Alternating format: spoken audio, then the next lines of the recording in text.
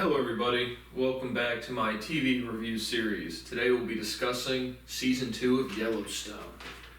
Just got done watching it yesterday. Again, spoiler alert, spoiler alert, spoiler alert. In case you actually want to go see the show, go watch it. But these videos are typically just people who've already watched the show. They like to see other people break it down. And again, if I get more than 10 views a video, it's clocking in some big audiences, so I just keep making videos. But we'll get besides all of the views that are fraudulent being stolen from me. Besides that, but there'll be spoiler alerts in this. Plot synopsis. We'll talk about character development, all the major plot lines, and any major themes. Probably not really. Just a crime drama show. But kind of a in between. Again, I'm not writing down every single scene, but just like notes on the major plot developments and just discussing scenes that the statements make me think of. So into season 1, again they're hanging Dan Jenkins, who's again just like this big billionaire type dude who's doing a real estate development. They're building a hotel and casino with Chief Thomas from Broken Rock Reservation. I'm getting a little more familiar with the characters.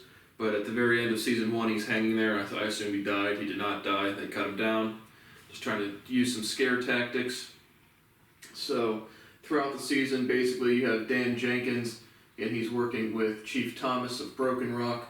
They have some business agreement where Dan's going to own the hotel, and the reservation's going to own the casino, and they're going to basically... The reservation's going to own the land, and he's going to be sharing in the profits throughout the season. Basically, Dan Jenkins realizes Chief Thomas is going to fuck him and basically annex the land. I guess that's something you can do.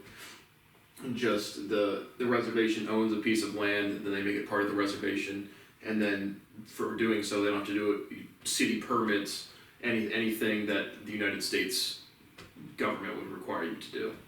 So they're trying to just get that going. Dan, throughout the season, kind of learns that Chief Thomas is going to fuck him. They have the Dutton's cattle get poisoned. So they originally think it's Dan Jenkins. Casey goes up to his house to kind of, rough him up or just figure out what's going on. They realize it isn't Dan Jenkins. This season, you get introduced to 2 new criminals, the Beck brothers. They are, again, rich, wealthy, criminal people that have influence in Montana. They control the liquor board, getting permits. So at one point in the season, they rescind Dan Jenkins' ability to serve alcohol at whatever building he has. I don't know if it's a current casino or what, but he's got something, so they rescind that, and they have a lot of development towards the end of the season. So again, I didn't really do this in order, but this was probably how I'll do the rest of these. So this one might be a little out of order in terms of the scenes. But there's a livestock agent killing a farmer's son, and Jenkins is not dead and breaks dirt. Just talking about Jenkins. So again, because the cattle get poisoned with some alfalfa, or just there's a scene where Rip and Casey are going to check on the cattle. And they see one that's bloated, which I guess is a normal thing for cattle, but not in the fall. So they lay him down, puncture the gas stomach, and then suture him back up. And then they look over the hill crest, and there's just all of the cattle are dead. And so the Sheriff Donnie, he plays some roles in this one. He's in debt to the Beck brothers at one of their casinos. So the Beck brothers have leverage on Sheriff Donnie, but John Dutton's basically deputize my son so he can be a livestock agent. Literally the next day, they go to some dude is killing somebody else's cattle, and that's illegal. So they're going to say, hey, we have to arrest you, and then they find some weed whacker with a chainsaw chain on it to kill the cattle. And so, they're arresting the dad, and the son comes out with a shotgun, pointing it at him, and he's like, put the gun down. Casey tries to calm him down, your dad's gonna have to pay a fine and clean up trash on the weekends for a month or something. But Dude keeps pointing the shotgun at him, and the other livestock agent pulls out a gun and kills the kid. So that's kind of what happens there. And then Sheriff Donnie's not happy, but Casey really wasn't involved in the killing whatsoever, besides trying to calm him down. Beth and Bob buy land as a moat. Again, Bob is another big billionaire that has interactions with Beth. Again, Beth is a head of mergers and acquisitions for some company. And there's a kind of a funny scene. Basically, I don't know exactly the deal structure here, but somehow they're going to get federally subsidized land, and then the interest is going to pay off the land in 7 years. And then because it's going to be like a nature preserve, no one's going to be able to build on it. So basically, Beth is trying to protect the ranch. Again, all these people are coming for the Dutton Yellowstone ranch. Basically, Beth is trying to buy the land around the ranch as a moat. And so there's a funny scene where Bob's the big buyer, and he's like, after Beth lays out the business plan, he's like, or she's like, how much junk do you have in your trunk, Bob? And he goes, buy land, don't haggle on the price. That's how much junk I have. And then Beth says, I knew you tucked it into your sock. So that made me fucking laugh. So that was a funny scene. Jimmy owes meth heads $8K. Again, Jimmy's criminal, branded, obviously, in the meth trade or something. Early on, gets branded, now part of the ranch. They want $8K. They beat up his grandfather and say, you have to pay me. And they ended up, after Jimmy, to get the $8K, they try a couple different games, like betting against, I don't even know what they're doing. They're like riding their horses, and then whoever like slows down the fastest like wins or something. So I don't know, some ranch game. I didn't have any idea what it was, but he doesn't do too well at that. So he's going to go be a rodeo. He's going to go to the rodeo, see how long he can hang on to a bucking bull or bronco or whatever. And so he ends up winning that, gets the money, pays the meth heads. They still kill his grandfather. So the barn boys, they slide in and get shit popping. So that's later on in the series, but they definitely murk those guys. At the beginning, there's Rip's bar fight and Casey becoming the ranch lead. Basically, they're drinking and I messed up one of the other girl's name. I said Avery was the reporter on Jamie's campaign. That was Sarah Nguyen, and Avery is the female ranch hand that is on the ranch with the stable hands. But they get in a fight one night at the bar, and then Rip comes back. They let a cow out in the bar, so everyone runs out the back, and then Jimmy points out the people who beat him up, and then they just start whacking him. And Walker, he's one of the ranch hands. He refuses to jump in with the beating. And again, he's already taken the brand. He was the dude that plays the guitar and got out of prison. So throughout the season, Casey takes over Rip as the ranch foreman. Basically, they fight it out. Beth thinks Rip lets Casey win. Again, Beth and Rip, you get some background of their first kiss. They've been growing up together, stuff like that.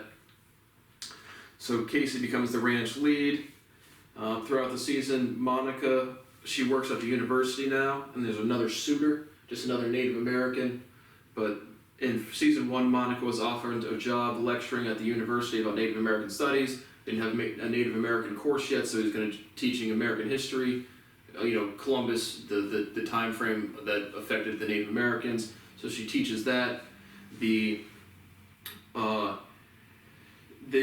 John Dutton has colon cancer, but in this season he has an ulcer that ruptures. I guess he had a doctor say that it had mass in his stomach, and he didn't go check it out. So it ruptures.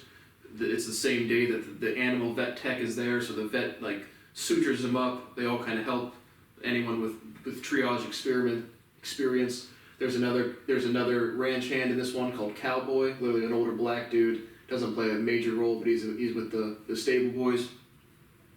And so they suture up John, and when he's going to rehab, he's swimming at this pool getting rehab, and at the same rehab pool, Monica, because she got hit in the head in the first season, she physically recovers this season. But the Native American rehab instructor, they almost clap some cheeks, but Monica's not over Casey. They end up getting back together at the end of the season and move into the ranch. Jamie drops out of the Attorney General race, returns home, and basically, you know, John's like, I'm not going to trust you for a while. He's you know, meets with the Sarah Nguyen, who's basically like, I'm going to run this story anyway. He just can't control his emotions, runs up, cracks her head on the car, and they're meeting in like somewhere on the ranch, just in an obscure location, just, I don't think he was planning to kill her, but just to be away from people recording stuff. Loses his temper, cracks her head, and then suffocates her. And then so, again, this season, Walker and Rip really don't get along with each other, so Jamie tells Rip, haven't I always treated you well? So Rip's like, okay, I'm going to try to help you get rid of the body. And he's like, hey, Walker, who's not working that day, can you come help me drive a car? So basically, Rip sets up Walker as accessory to murder, just to have leverage on him, and they get rid of the body. It turns up as a swimming accident while she was kayaking. So, and then Walker decides that he's going to leave, and he almost goes to the train station. I mean, he almost gets killed.